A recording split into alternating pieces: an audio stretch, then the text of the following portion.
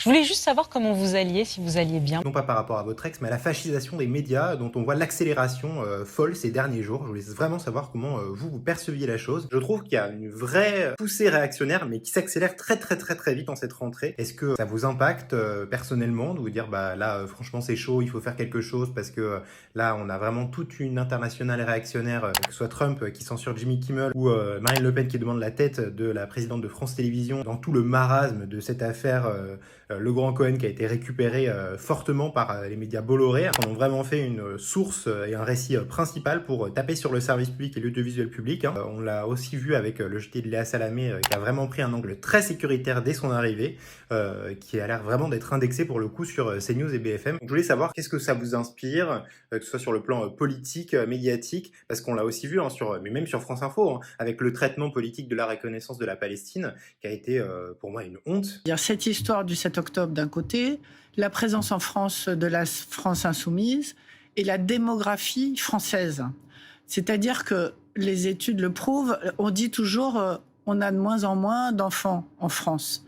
Mais la population qui est issue de l'immigration continue à avoir plus d'enfants que la population française. Ça fait quoi? Ça veut dire que chez les jeunes aujourd'hui, il y a une sorte d'identification. La génération au-dessus qui était vraiment totalement intégrée et qui voulait être française, les gens voulaient être français, c'est ce que décrit On a une Julie. régression. On a une régression par rapport à ça. Identitaire. C'est-à-dire qu'on a une régression identitaire. Et qu'est-ce qui se passe du coup?